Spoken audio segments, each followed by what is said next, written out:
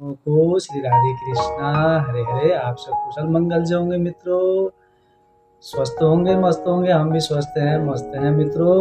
आपका स्वागत है हमारे YouTube चैनल पर। आशा करते हैं कि हम अपनी कथा को आगे बढ़ाने से पहले आप लोगों से एक निवेदन करना चाहते हैं कि अगर YouTube चैनल पर अगर आप नए हैं मित्रों तो सब्सक्राइब करें और बेल आइकॉन को प्रेस करना ना भूलें, ताकि हम आपको अच्छी अच्छी कथाओं के माध्यम से, कहानियों के माध्यम से जो भी वीडियो हम बनाएंगे तो आप लोगों तक पहले नोटिफिकेशन पहुँचे और आप लोग अपना प्रेम स्नेह व्यवहार भी मनाते रहेंगे, देते रहेंगे अपना सपोर्ट मित्रों।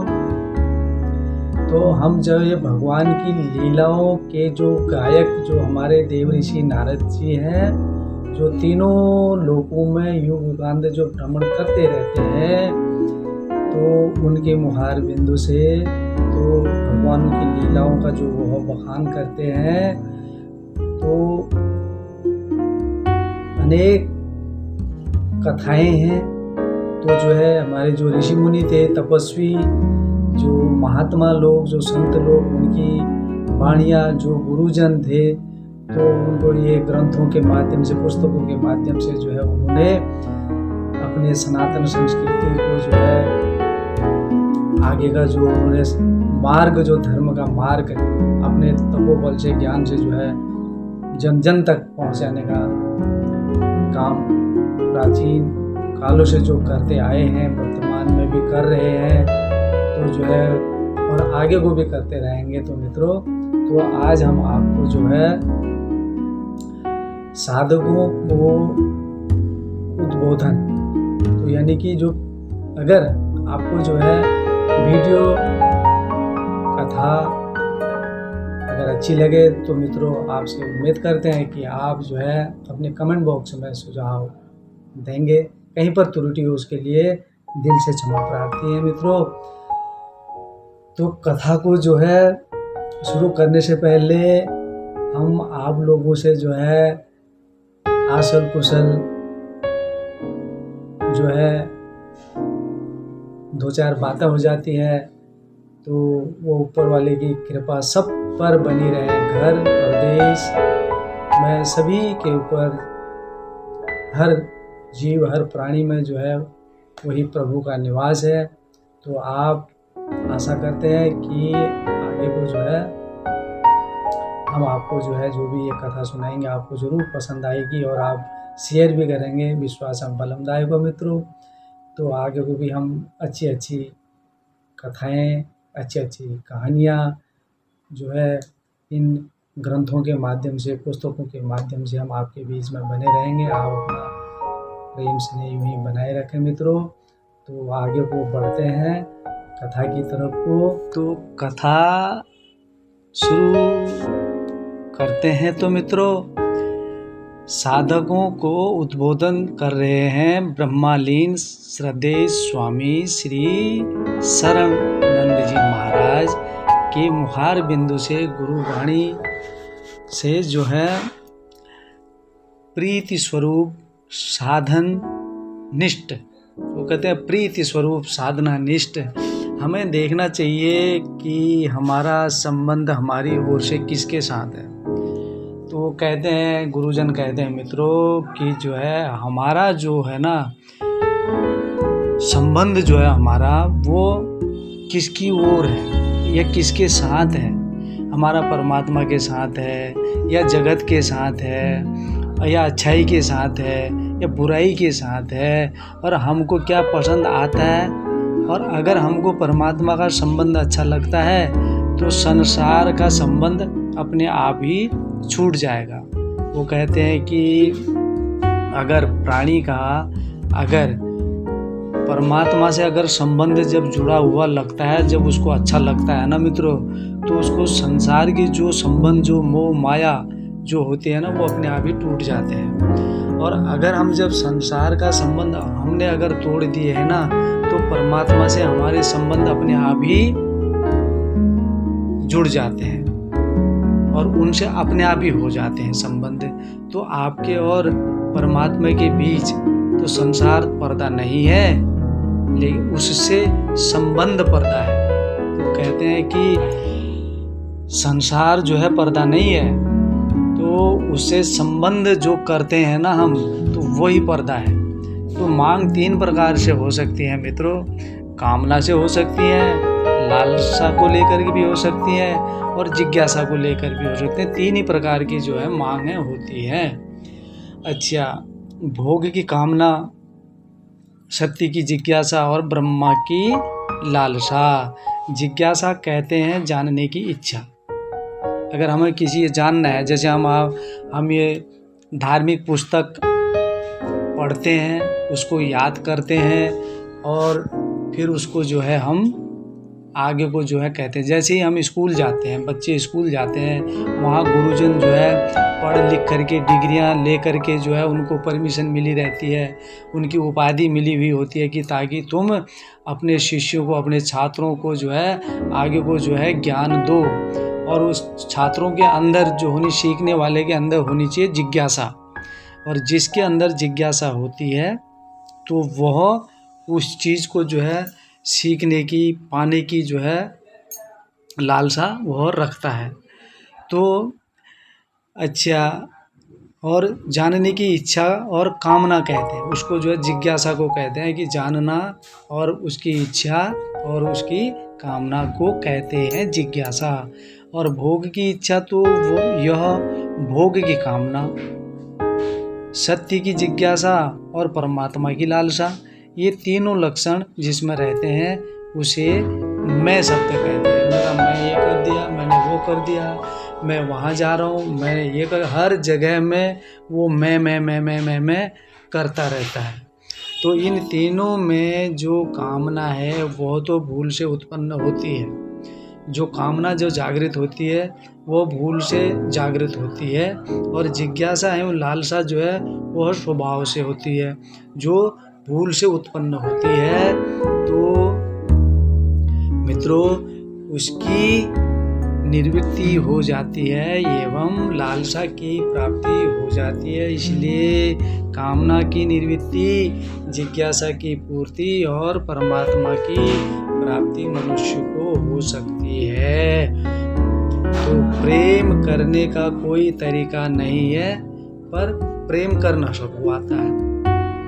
प्रेम करने का तो कोई तरीका नहीं है। आज तो प्रेम भाव को तो एक जो है वो बना दिया कि प्रेम का मतलब ही बदल दिया है, प्रेम का स्वभाव ही बदल दिया है। ना कोई उसका तरीका है, ना उसका कोई तर्क है, पर प्रेम कहते सबको आता है, पर उसका तरीका जो है नहीं है। अच्छा, जीवन में एक अनुभव की बात यह भी है मित्रों कि हम अगर जिसको हम अपना मान लेते हैं ना मित्रों, तो वह प्यारा से भी प्यारा लगने लग जाता है, और हम उसे अपना सब कुछ देने को भी तैयार हो जाते हैं।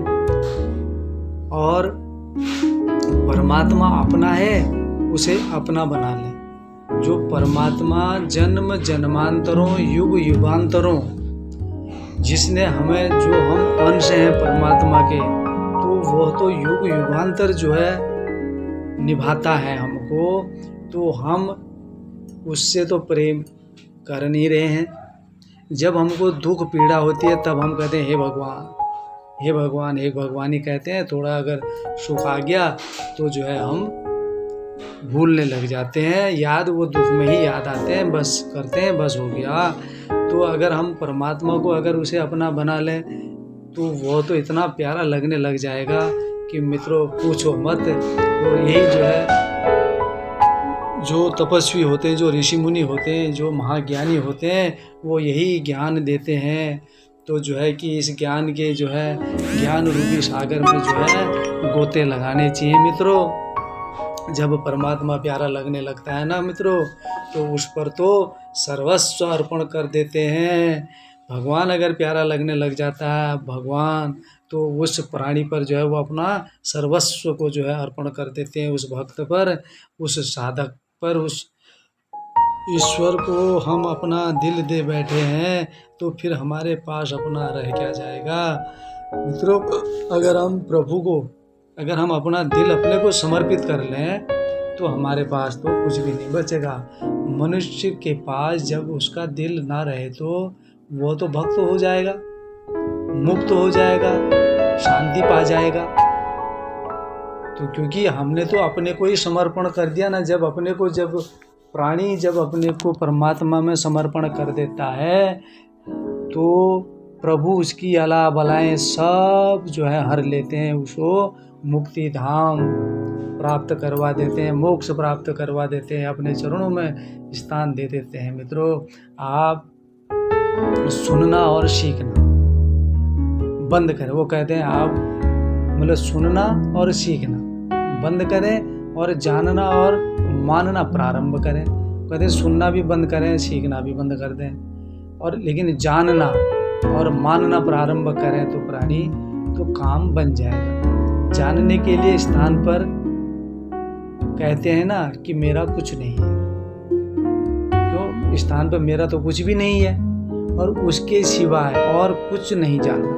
प्रभु के सिवाय, इसके सिवाय तो मुझे कुछ जानना ही नहीं है, ना मुझे कुछ सुनना है, ना मुझे कुछ सीखना है। सीखना है सिर्फ प्रभु, भक्ति भाव, प्रेम भाव, यही सीखना है। और जब तक तुम बुरे नहीं होते, बुराई नहीं पैदा होती, तो मन में कोई विकृति नहीं है, अपने में कोई खराबी हो तो ठीक करो। कहते हैं जब तक तुम बुरे नहीं होते तो बुराई नहीं पैदा होती। तो कहते जब तक प्राणी बुरा नहीं होता ना तो बुराई तो उसको छू भी नहीं सकती है, तो कहाँ से पैदा होगी। तो मन में तो कोई विकृति है ही नहीं, तो कहाँ से बुरा हो जाएगा और कहाँ से बुराई पैदा होगी। बुराई हो ही नहीं सकती पैदा। तो कहते क्योंकि उसके अंदर तो कोई विकृति है ही नहीं, क्योंकि वो प्रभु को उसने अपने को समर्पण किया हुआ है। तो अपने में कोई खराबी हो तो उसको कहते हैं कि तुम हे प्राणी उसको ठीक कर लो, हे भक्त वत्सल उसको ठीक कर लो, तुम्हारा तो मन ठीक हो जाएगा। और तुम अगर किसी को बुरा मत समझो। कहते हैं कि तुम जो है किसी सामने वाले को, किसी को भी बुरा मत समझो, चाहे वो तुम्हें कितना ही बुरा कह दे, शांत रहो। तो मन में बुरी बात कभी नहीं आनी चाहिए और कभी आनी भी नहीं चाहिए। तुम किसी का बुरा मत चाहो, मन में बुरी बात कभी नहीं आएगी। अगर जो प्राणी किसी का अगर बुरा नहीं चाहता तो उसके मन में बुरी बात भी कभी नहीं आएगी। और अगर तुम किसी के साथ अगर बुराई करोगे तो मन में बुराई कभी नहीं आएगी। तो हमारी भूल हमें मन में दिखती है। हम अगर कोई गलती करते हैं ना मित्रों, तो हमारे से कोई भूला बस अगर हमारे से कोई गलती हो जाती है तो वह हमें दिखती है, क्योंकि भूल से हमसे गलती हुई है तो हमें ही दिखेगी। तो भूल हम करते हैं और नाम मन का रख देते हैं। भूल हम करते हैं, हमसे होती है, लेकिन हम अपने मन को कोसते हैं और अपने मन को रख देते हैं नाम। और बुराई करने वाला खुद दुखी रहता है। जो बुरा करता है ना, अंदर से तो वो बहुत ही दुखी रहता है, पर वो अपने आचरण को बदलता ही नहीं है।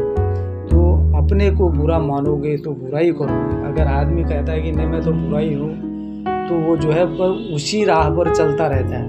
तो अपने को अगर भला मानोगे तो भला ही करोगे कि मैं अच्छा हूँ, मैं प्रभु का अंश हूँ, प्रभु मेरे साथ हैं, तो जो है वो मेरा कौन बुरा कर सकता है। और मैं सबके लिए अच्छा बोलूँगा, मैं सबके लिए भला करूँगा, सबको अच्छी राय दूँगा, तो उसका तो बुरा हो ही नहीं सकता। और भला बुरा कुछ नहीं मानोगे तो परमात्मा में रहोगे।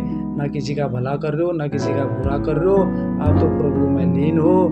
और अगर ये चीज़ें अगर नहीं मानोगे ना, तो आप जो है परमात्मा में ही रहोगे। अच्छाई और बुराई जब दोनों होती है ना मित्रों, और तब तो बनता है अहम। कहते हैं अच्छाई और बुराई जब दोनों होती है और तब जो है बनता है क्या, अहम, परिच्छिन्नता बनती है। और जब बुराई बिल्कुल नहीं रही, अच्छा ही अच्छा रह जाता है, तो अहम का भी नाश हो जाता है और द्वंद्व में अहम बनता है और द्वंद्वातीत में अहम नहीं बनता। और द्वंद्व में तो अहम बन जाता है, जैसे द्वंद्व कहते हैं, क्रोध, ईर्ष्या, राग, द्वेष, ये द्वंद्व युद्धि तो है, ये इससे ही तो अहंकार बनता है। और द्वंद्वातीत में, इसके अतीत में अगर तुम्हारे अहम नहीं है, तुम्हारी अंतरात्मा में, तुम्हारे सोच विचार में द्वंद्वातीत में कहते हैं कि जो अगर उसमें अहम अगर है ही नहीं, बनता ही नहीं, तो मनुष्य तो सर्वास में बुरा नहीं हो सकता पर सर्वास में भला हो सकता है। वो कहते हैं सर्वज्ञ में, संसार में, तीनों लोकों में जो मनुष्य बुरा नहीं होता वो हो ही नहीं सकता पर सर्वास में भला हो सकता है। गुरु वाणी से जो सुना जाता है उसे मान लिया, यह निधि ध्यासन हो गया। गुरु वाणी से जो सुनते हैं, गुरु वाणी, गुरु की मुखार बिंदु से जो भी एक एक जो शब्द वाणी होती है ना मित्रों, तो उसका उपहास कभी नहीं करना चाहिए। उसको गुरु वाणी को ग्रहण करना चाहिए, उसको मान लेना चाहिए। और यही जो है ना निधिध्यासन,